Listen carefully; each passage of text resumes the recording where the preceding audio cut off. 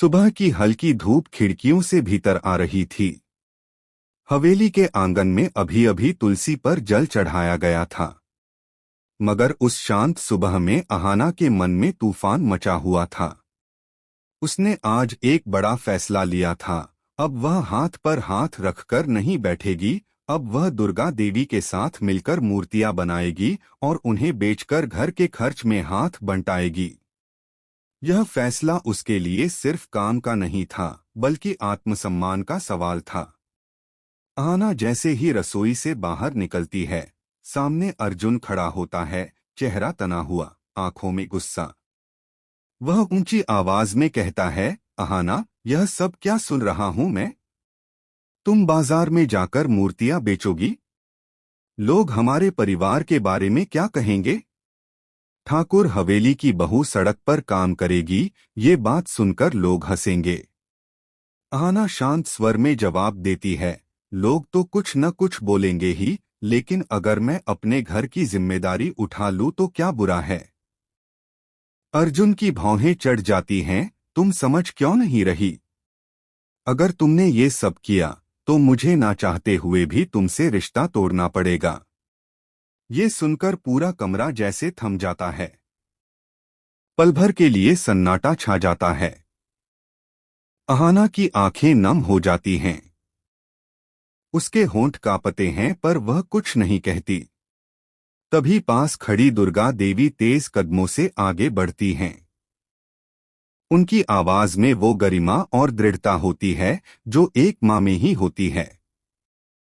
अर्जुन, वो ऊंची आवाज में कहती हैं, तुम्हारी हिम्मत कैसे हुई अहाना से इस तरह बात करने की? वह इस घर की बहू ही नहीं, इस घर की शान है। अगर वो घर के लिए कुछ करना चाहती है, तो तुम्हें उस पर गर्व होना चाहिए, शर्म नहीं। अर्जुन चुप हो जाता है, पर गुस्से से उसका चेहरा लाल हो जाता है। दुर्गा देवी आगे कहती हैं, अगर तुम अहाना को छोड़ दोगे तो तुम्हारा नुकसान होगा, उसका नहीं। तुम जैसी पत्नी कहीं नहीं पाओगे।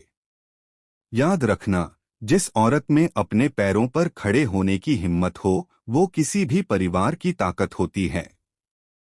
अर्जुन बिना कुछ बोले कमरे से बाहर निकल जाता है। वहीं दूसरी ओर यह पूरी बातचीत पोल्टू सुन रहा होता है। वह कोने में खड़ा मुस्कुराता है और मन ही मन सोचता है, अब वक्त आ गया है आग में घी डालने का। यही मौका है परिवार को तोड़ने का। कुछ देर बाद वह अर्जुन के पास पहुंचता है। मीठी आवाज में कहता है, भाई, मैं तो तुम्हारा भला चाहता हूं।